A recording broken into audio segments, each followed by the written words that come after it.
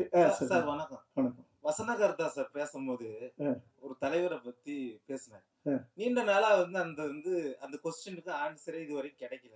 எந்த மேடையிலயும் அவர் பேசின மாதிரியே தெரியல. அதாவது என்ன சொல்லியிருக்காருன்னா, ஒரு சமூகத்து பொண்ண கட்டு, வெட்டு அப்படின்னு பேசினாருன்னு நீண்ட நாளா அது போயிட்டு இருக்கு. ஆனா அவர் பேசுனதுக்கான எவிடன்ஸ் இதுவரைக்கும் எங்கேயுமே இல்ல.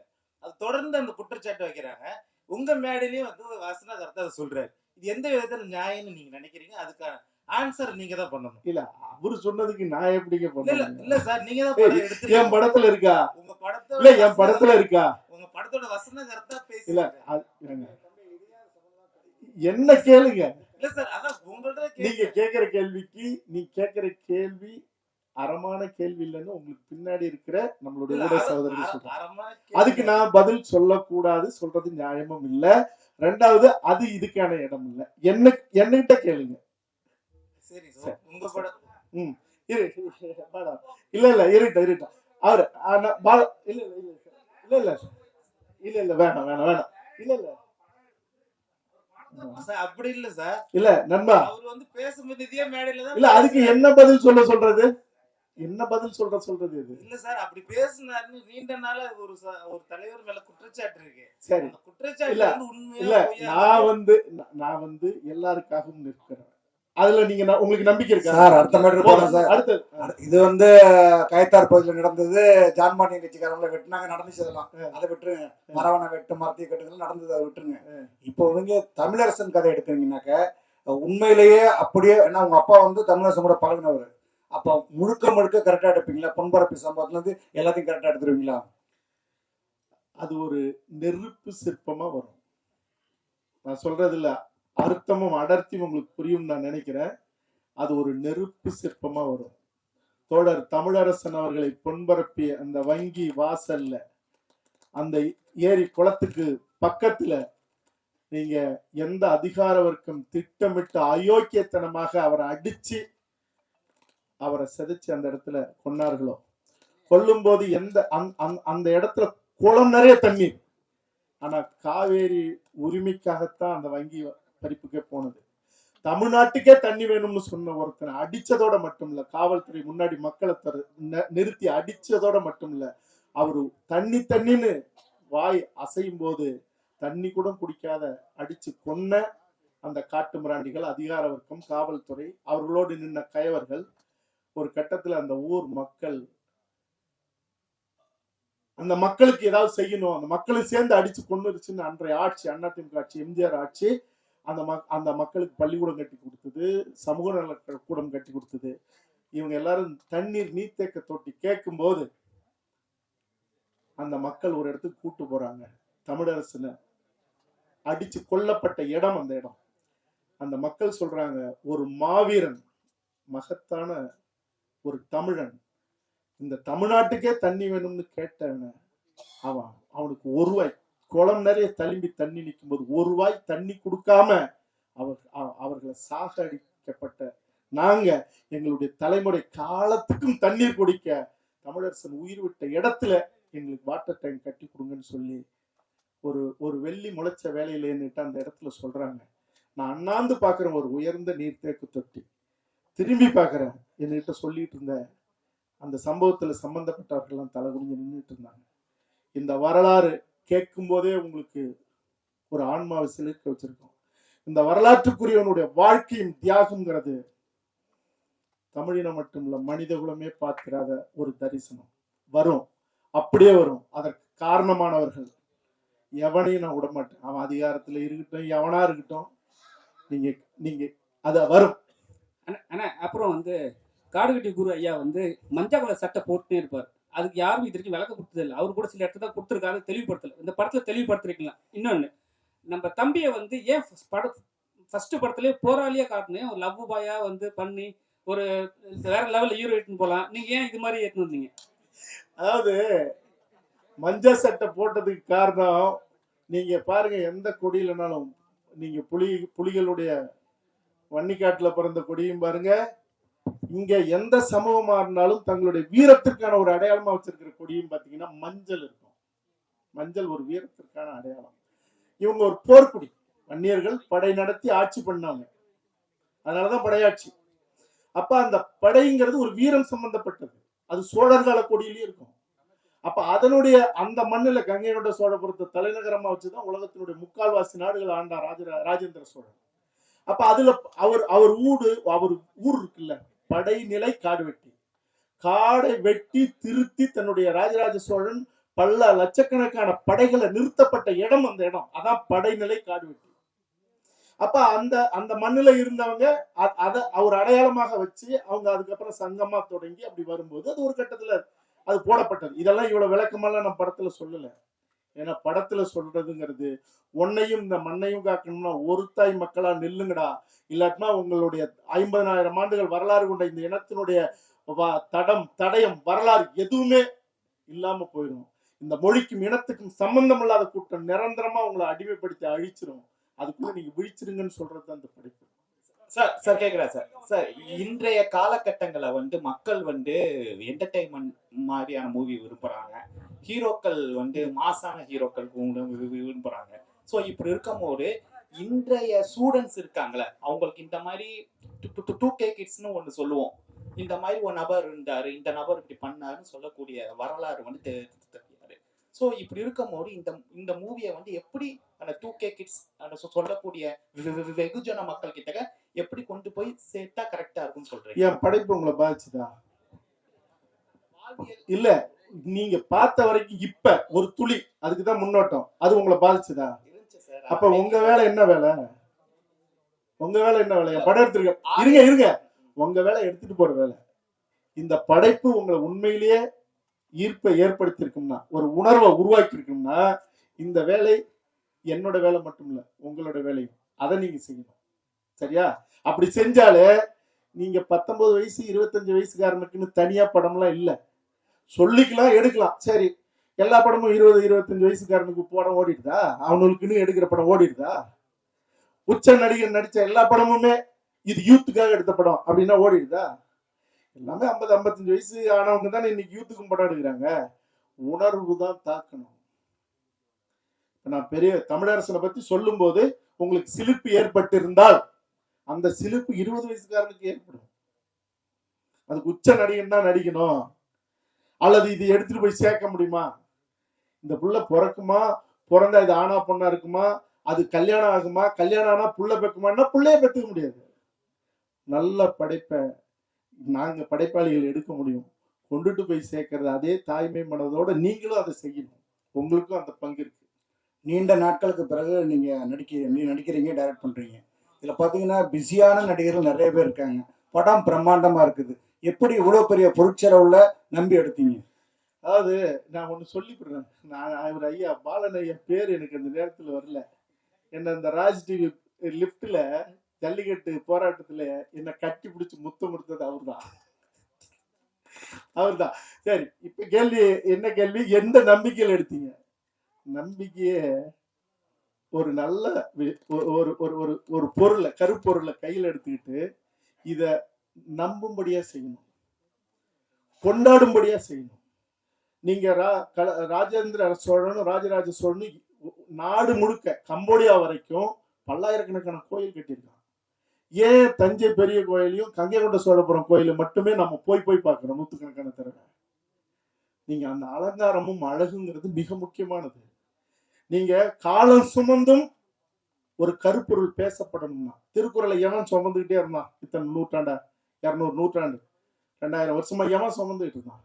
நீங்க சரியாக செய்தால் அது ஆள் இல்லாமல் இழுக்கப்படுகிற தேர் போல அது போயிட்டே இருக்கும். அந்த நம்பிக்கையில தான் செஞ்சிருக்கோம். அப்புறம் தவிரவும் இந்த கேள்வியெல்லாம் கேட்கிறவங்க நீங்களும் எனக்கு தெரியாமலே அந்த தேரை இழுத்துட்டு போவீங்கிற நம்பிக்கையிலும் தான். நன்றி சார். உங்களுக்கு தான் ஒரு கேள்வி இங்க சார், லாஸ்ட்ல சார், காடுவெட்டி குரு இருக்காரு, அவங்க ஃபேமிலி அவருடைய மறைவுக்கு அப்புறமா என்ன அவர் கம்ப்ளைண்ட் பண்ணாங்கன்னா, அவங்களுடைய இனத்தாரே அவருக்கு துரோகம் இழுத்ததா பிரஸ் மீட்லாம் வச்சு சொன்னாங்க. அதை பற்றி இதுல காமிச்சிருக்கீங்களா? அவரை பத்தி தான் எழுதியிருக்கிறதா சொல்லுவீங்க, இதுல காமிச்சிருக்கீங்களா?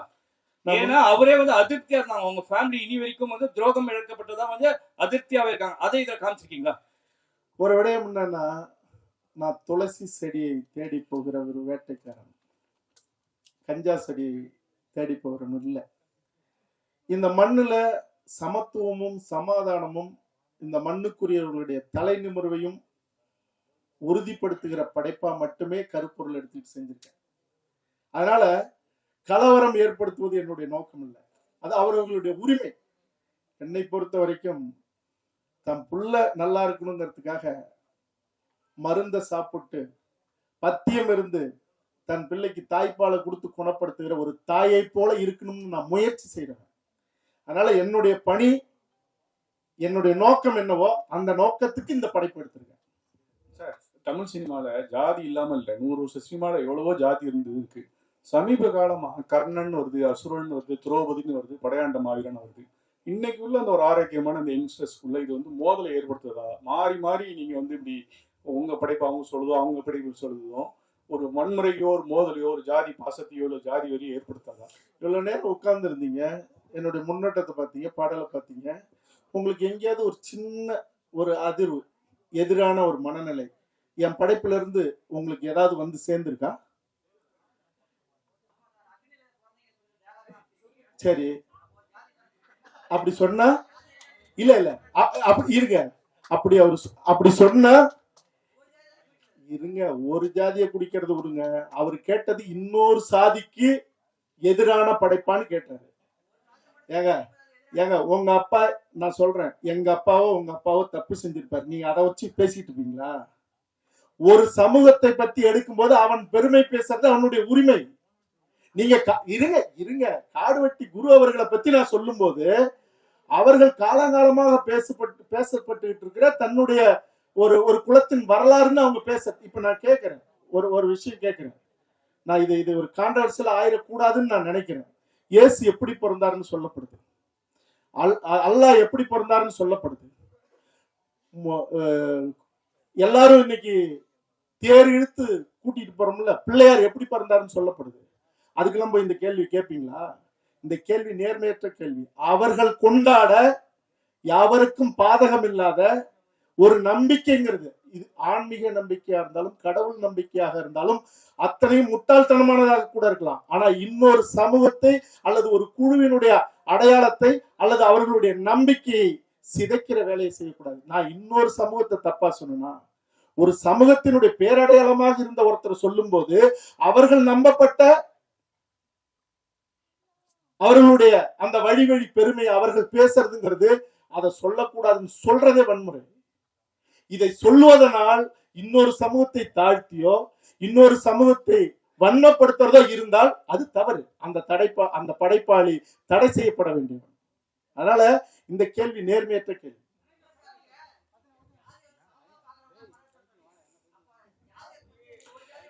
நான் கேட்கிறேன், சரி சரி சரி சரி என்ன என்ன மத்த ஜாதி கொஞ்சம் எந்திரிச்சு நின்று கேளுங்க. மத்த சாதி என்ன தாழ்த்துற மாதிரி இருக்கு? இல்ல அவர் பேசட்டும். ஒருத்தன் தன்னுடைய பெருமையை பேசும்போது இருங்க, அது எப்படி, அது என்னங்க இது? ஒருத்தன் தன் பெருமையை பேச மாட்டான். ஒருத்தன், நான் யார் தெரியுமா, எங்க அப்பா யார் தெரியுமா, எங்க தாத்தா புலி குத்திருக்காரு தெரியுமா, எங்க அப்பா மாட்டை அடைக்கிருக்காரு தெரியுமா, நீ என்னடா கையை தூக்கிட்டு எங்க அப்பா மாட்டை அடைக்கினாருன்னு சொல்லி கேட்பீங்களா? சரி சரி ஏங்க, உங்களுக்கு தெரியுமா அக்னி குண்டம் அவர்கள் வணங்கப்படுகிற கலசம் அப்படின்னா அது ஆன்மீகத்துல வருது. பின்ன என்ன, உங்களுக்கு அது தெரிஞ்சுட்டு கேளுங்க. அடுத்த கேள்விக்கு வாங்க.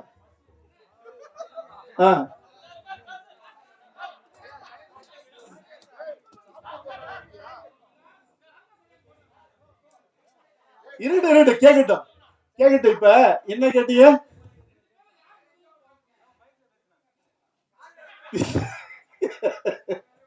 இருங்க, அதாவது 2 பேருக்கு போட்டு காட்டுவீங்களாங்கிறது நேர்மையான கேள்வி. 2 பேர்ல யாருக்கு முதல்ல போட்டு காட்டுவீங்கிறது அப்படியா? முடிஞ்சா 2 பேரையும் ஒன்னா பார்க்க வைக்கணுங்கிறதா என்னுடைய ஆசை. முயற்சி செய்யலாம்.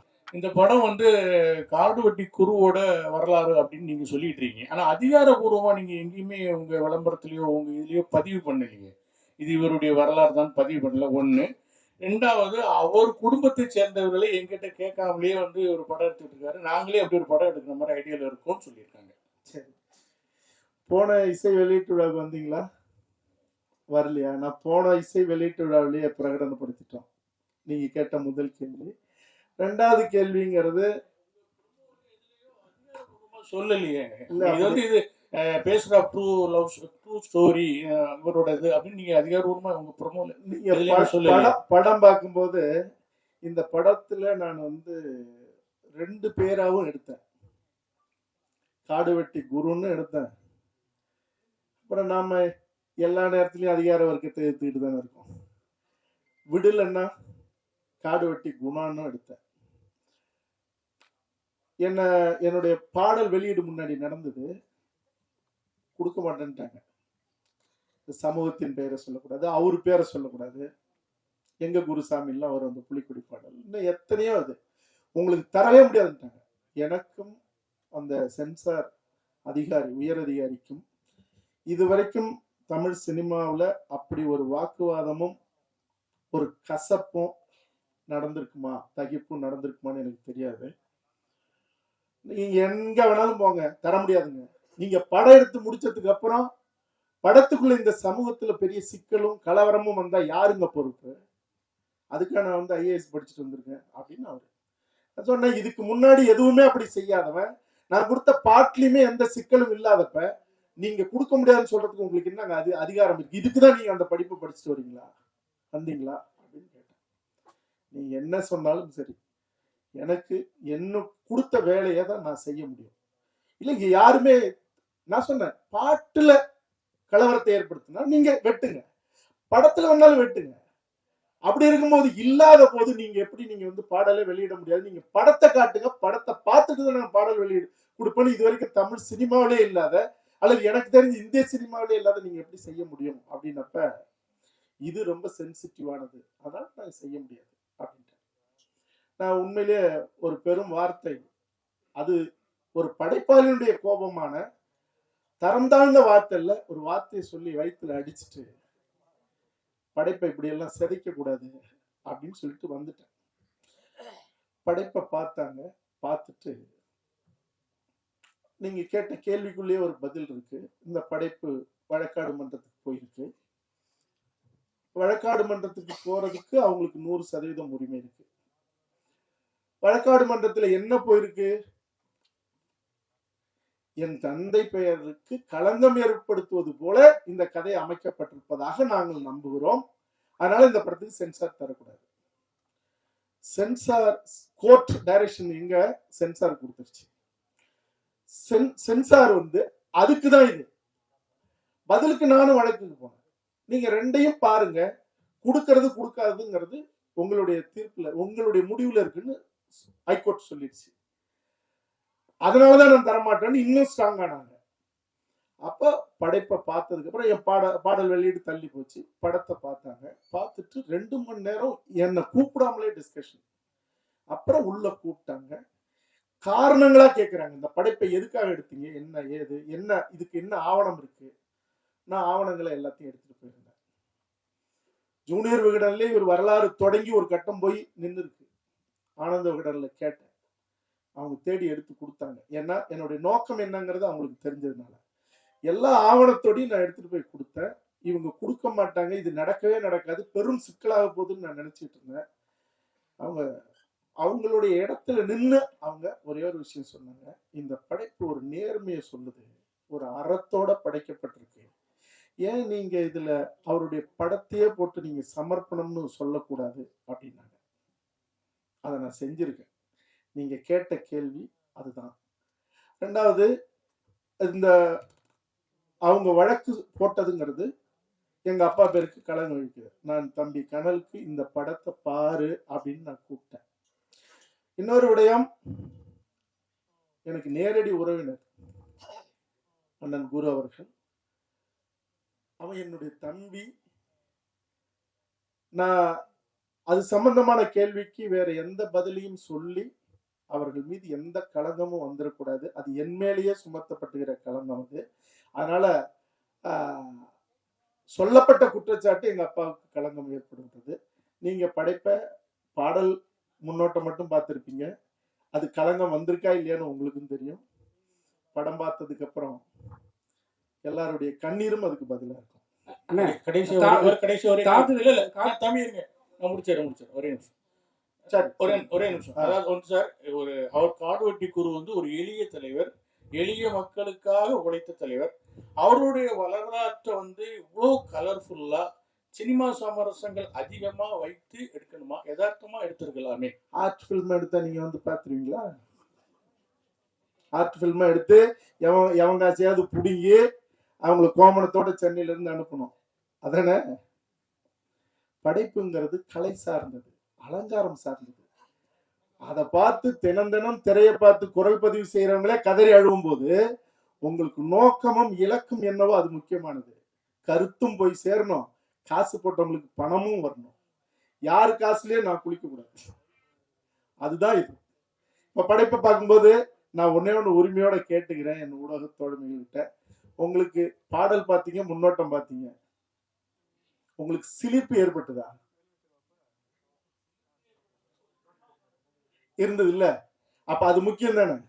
நான் அழுக்கு வேட்டியும் அழுக்கு சட்டையும் போட்டு ஒரு சாதாரண ஒரு ஒளிப்பதிவாளரை வச்சு ரொம்ப சாதாரணமா ஒரு படைப்பை செஞ்சு நான் எடுத்துட்டு வந்தா இந்த வார்த்தை நீங்க சொல்லுவீங்களா? அடுத்தது காடுவெட்டி குரு ஐயா ஒரு சமூகம் சார்ந்துதான் இருந்தாருன்னு சொல்லிட்டு இப்ப வரைக்கும் பேசப்படுது. இந்த படத்துல எல்லா சமூகத்துக்கும் சார்ந்தவர்னு சொல்லிட்டு ஒரு விஷயம் வச்சிருக்கீங்களா? ஏன்னா அதுதான் குறிப்பிட்ட ஒரு லெவல்ல யாரா இருந்தாலும் அதான் பேசுறாங்க. இதுக்கு நான் பதில் சொல்றதை விட என் படம் தான் பதில் சொல்லணும். இதே கேள்விய பிரஸ் போடுவோமா, அங்க வச்சு பேசுவீங்களா, கேள்வி கேட்பீங்களா? கண்டிப்பாங்க. தேவையானவங்க ரெண்டா கிழிக்கிறதுக்கான உரிமை உங்களுக்கு இருக்கு. அதுக்கான பதில் அப்ப நான் சொல்றதுக்கு எனக்கு உரிமை இல்லை. அது படம் தான். அப்புறம் இன்னொரு கொஸ்டின், காடுவெட்டி குரு அந்த டைட்டில் இருக்கிறது உங்களுக்கு பிரச்சனைன்னு சொன்னீங்க. இதே ஒரு 1 வருஷத்துக்கு முன்னாடி ஆர்கே சுரேஷ் காடுவெட்டி படம்னு சொல்லிட்டு பிரச்சனைன்னு சொல்லல. பிரச்சனை நிறைய ப்ராப்ளம் எல்லாம் பின்னாடி பேசினாங்க, ட்விட்டர்ல இருக்கலாம். அந்த டைட்டில் இருக்கிற என்ன பிரச்சனை வருது உங்களுக்கு? எந்த டைட்டில்? காடுவெட்டி. அது ஒண்ணும் பிரச்சனை இல்லைன்னு தானே சொல்றேன். இல்ல வைக்க முடியுமா? இப்ப யாரு திருப்பி பண்ண முடியுமா? ஏன்னா அவரோட படம் தானே அது. இல்ல நீங்க படம் பாருங்க, எல்லாத்தையும் சொல்லிருக்கேன். ஆனா ஒரு கேள்வி தானே, சொல்லுங்க. இந்த கதையில முன்னணி ஹீரோ மீட் பண்ணீங்களா, இல்ல நீங்க தான் நடிக்கணும் போறீங்களா? அதாவது அதுக்கு உண்மையாதான் சொல்லணும் ஆகணும். இந்த படைப்பை செய்யும் போது, கதை எழுதும் போது கௌதமன் நடிச்சா நல்லா இருக்கும் அப்படின்னு தான் ஒரு இயக்குனரா நான் முடிவு பண்ணேன், 100%. ஆனா பொருளாதாரமா போகும்போது என்னுடைய சகோதரர் சுரேஷ் காமாட்சி அவர்கள் கூட, அண்ணா விஜய் சேதுபதி பேர் இவன் நடிச்சா நல்லா இருக்குங்க அப்படின்னா நான் சொன்னேன், கிடைச்சா எடுக்கலாம், உண்மையிலே கிடைச்சா எடுக்கலாம்னு நினைச்சேன். நான் யாரையும் தப்பு, இன்னும் 2-3 ஹீரோக்கள் உண்மையிலே கிடைச்சா இன்னும் பிரம்மாண்டமா எடுக்கலாமே அப்படின்னு தான் என்னுடைய பேராசை. ஆனா நானே நடிக்க வேண்டியதாயிடுச்சு. அதனால நான் என்ன எதிர்பார்த்தனோ அது நடந்தது. சார் வணக்கம் சார். சார் இப்போ நீங்க இதுல நீங்களே நாயகனா நடிச்சிருக்கீங்க. இப்போ அடுத்து தமிழரசனும் அதுக்கப்புறம் பிரபாகரனும் பத்தியும் எடுக்கிறது உறுதினு சொல்லியிருக்கீங்க. இப்போ அதுலயும் நீங்க தான் ஹீரோவா நடிப்பீங்களா? நடிச்சா பாப்பீங்களா, பார்க்க மாட்டீங்களா? கண்டிப்பா பாப்போம் சார். அப்ப அதுதான் நடக்கும். Okay sir. அப்ப இன்னொரு கேள்வி, இப்போ பிரபாகரன் எடுக்கும்போது நீங்க இப்போ இலங்கை கண்டிப்பா சொல்லிதான் ஆகணும். அதே மாதிரி சர்வதேச போர் குற்றவாளின்னு அறிவிக்கப்பட்ட ராஜபக்ஷ பத்தி சொல்லி ஆகணும். அப்போ உலக அரசியல, இந்திய அரசியல்ல இருந்து தமிழ்நாட்டு அரசியல இருந்து சொல்லணும். அது நிறைய, அதுக்கு எப்படி நீங்க தயாரா இருக்கீங்களா? ஏன்னா நிறைய எதிர்கொள்ள வேண்டியது இருக்குமே. என்னுடைய சந்தனக்காடு பாத்தீங்களா? திரும்ப பாருங்க, யூடியூப்ல இருக்கு. என் இனத்தை அழிச்ச அதிகார வர்க்கம், அரசியல்வாதி, ஐஏஎஸ், காவல்துறை உயரதிகாரிகள், அன்னைக்கு இருந்த அரசியல்வாதிகள், ஆட்சியாளர்கள் அத்தனை பேரும் எரிச்சு சாம்பலாக்கி கரைச்சு விட்டவன். நான் இதை பெருமையோட சொல்ல, என் இனத்துக்கு எதிரானவன் எமனாக இருந்தாலும் நான் நேராகவும் நின்று யுத்தம் செய்வேன். என் படைப்பிலையும் அவர்களை தலைகுனிய வைக்கிறது மட்டும் இல்லை, அவனுடைய சமாதியிலேயே என் சந்ததி மட்டும் இல்லை அவன் சந்ததியும் காரி துப்புற அளவுக்கான படைப்பா இருக்கும். அது நான் எடுக்க போற வன்னிக்காட்டுக்கும் அது பொருந்தும். சார், இந்த படத்தை நிறைய எதிர்ப்பு வந்தது அப்படின்னீங்க, நிறைய கமெண்ட் எல்லாம் சொன்னாங்க. நிறைய இது ஒரு படைப்பாளியா எதிர்த்தவங்களுக்கு, எதிர்த்தரப்பு தலைவர்களுக்கு, அந்த நிர்வாகிகளுக்கு எல்லாம் படத்தை முன்னாலே ஒரு அழைப்பு விடுத்து ஒரு பிரீமியர் ஷோ இதை போட்டு காமிப்பீங்களா? அது தயாரா இருக்கீங்களா? நான் தயாரா இருக்கேன். அவங்க வரத்துக்கு அவங்க தயாரா இருக்கணும். எனக்கு எதை பத்தியும் கவலை இல்லை. சார் வணக்கம் சார். அவரு சார் சொல்லுங்க.